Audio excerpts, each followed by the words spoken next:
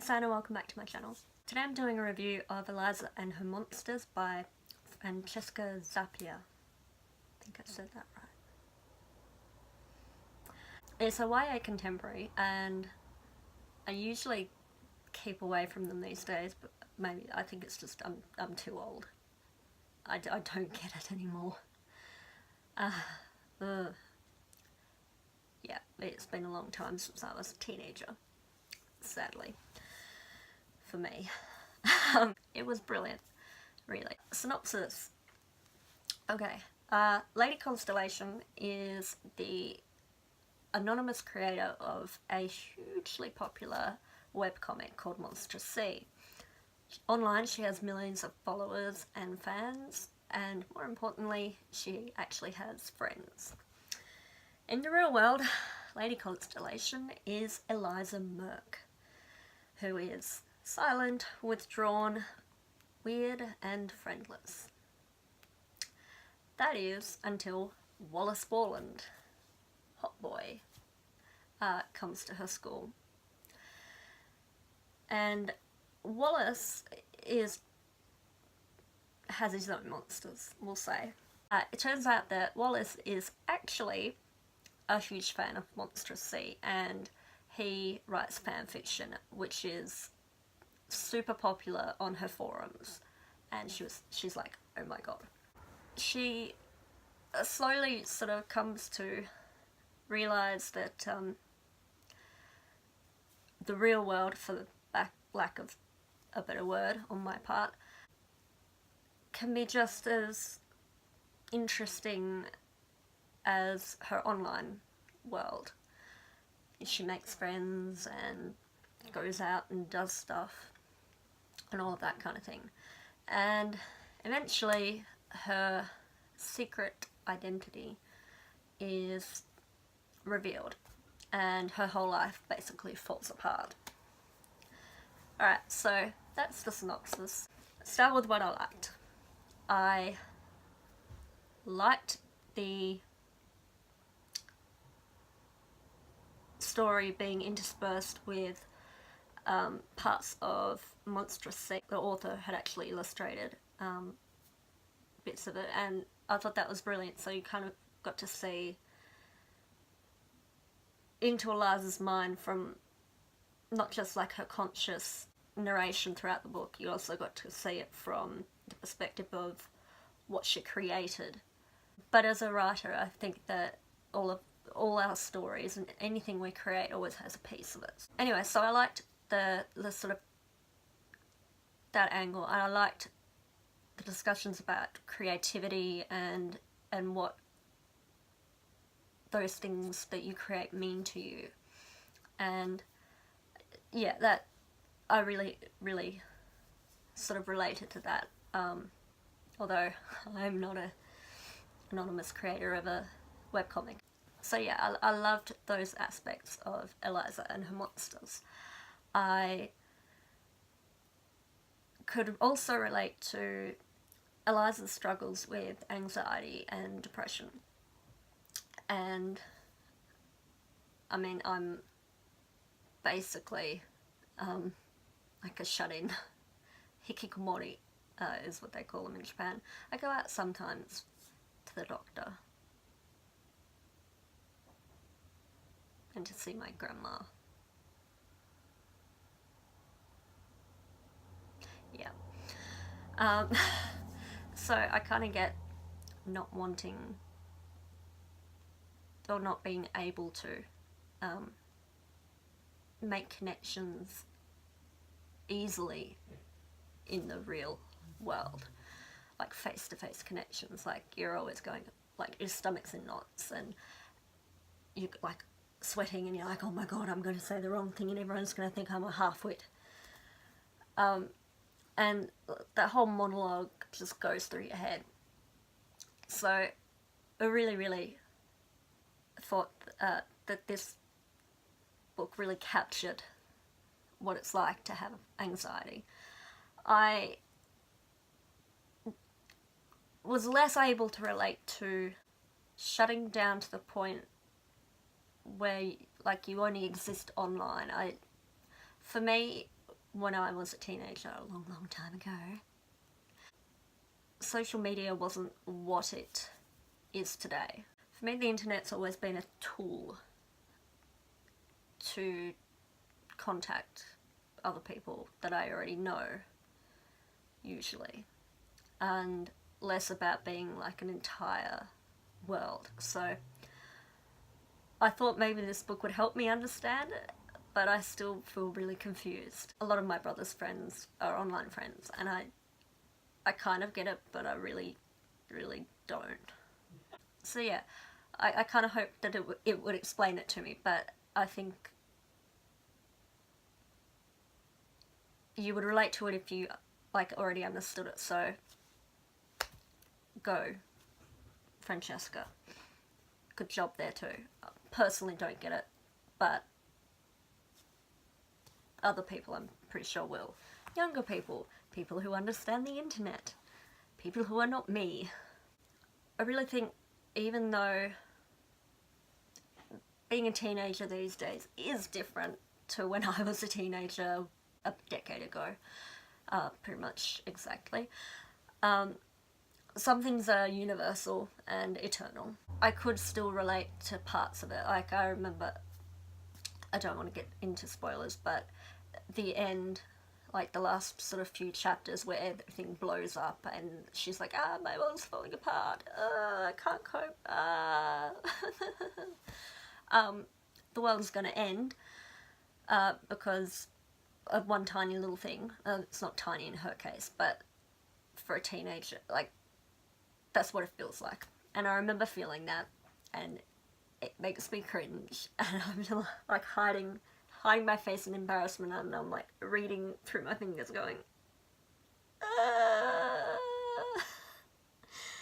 I don't like it, but only because it reminds me of me as a teenager. I could be a bit dramatic.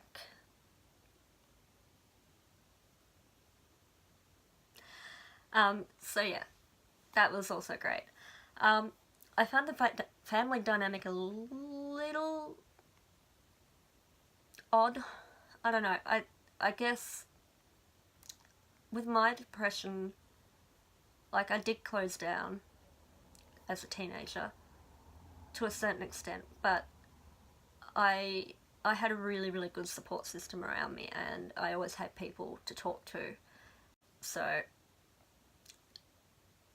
yeah, really lucky. So I didn't really understand that. I mean, I suppose some families are like that, but mine wasn't. Anyway, so now on to things that I didn't really like. And this is going to be a spoiler, so if you don't want any spoilers, please stop. Or I'll tell you the little main bit and then you can stop. I'll put do a stop sign when it's about to get spoilery. So what I didn't like was Wallace after the reveal. So I think of him now as like Wallace pre-reveal, where he was kind of cool, and I was like, yeah, I dig this. And then I think of him as Wallace post-reveal, where he turned into a massive douchebag. Here come the spoilers. Okay, so her identity gets revealed, and yes, granted, she didn't tell him that she was the creator of his, like, favourite fandom. I think that's how those words go together. Old. Okay, I get you can be angry that your girlfriend, basically your girlfriend, didn't tell you that she was the creator of your favourite, like, webcomic. Fully get that, you know. Sure, you're allowed to be mad. But this is what pissed me off. He doesn't have a great family life. Like, it's not perfect, but it's not the worst family I've ever read about or heard about even. He's been doing a, like, transcription of Eliza's comic, like, so it could be made into, like, a novel. And she's been reading it the whole time and thinks it's brilliant. And he's angry at her still for not telling him who she is. But then he's all like, he walks up to her and he's like, oh, like, I have a publishing deal. You know, they want to, like, publish my transcription of your work. And she's like, oh, sure, that's great, you have my permission. And I'm like, alright, sure. And he's like, but they won't take it unless if you finish the webcomic. You have to finish it, Eliza, you have to finish it, you have to finish it. And I'm like, she doesn't have to do anything. Her world's falling apart. She has anxiety and depression, which you know. And you're all like, if you don't finish it, you're going to ruin my life. I won't be able to go to college. Or at least the college that he wants to go to. Or do whatever he wants to do at college, which is not whatever his adopted father, or whatever he is, wants him to do. And I'm like, boo-hoo, cry me a fucking river, dickhead. If you're not talented enough to, like, write something and to get published, whose fault is that? You're like riding on the coattails of her creativity and her fame. What a dickhead! If he hadn't known who Eliza was, if he didn't know that she was the author, he wouldn't be able to, like, he wouldn't even be able to ask or use this stupid guilt trip on her just to make her spiral more out of control. What a douche. Like, there was no promises that the publisher, like, that the author would even give him permission to have it published. But because it's Eliza, you know, it's like his God-given right, now that he knows. But he hasn't forgiven her for it yet. And I was like, what an asshole. Seriously. Ugh, it makes me so mad. I'm like, Wallace Warland, you were cool, and then you were a self-centered prick. Ay, makes me so mad. Yeah, so that pissed me off quite a lot. And then he's all like, oh, I'm sorry I've been an asshole, when she's about to commit suicide. Yeah, nothing like a, you know, suicidal girl, you know, to kick you in the ass and make you realise you're being a massive asshat. Ugh. So, that was a bit of a rant. Sorry. But on the whole, I thought it was a really good book and I would recommend it. I have no idea what to compare it to because it is like nothing I have ever read before. But I think that about most books. So, yay. Also, oh god, and at the end of every single video. Alright, so to wrap it up, I guess, I give Eliza and Her Monsters 4 out of 5 stars. I would recommend this to anybody who likes reading YA contemporary with a hint of romance, or anyone who's interested in issues such as anxiety and depression, and on the online world thing, and creative people in general. People who like to write stories and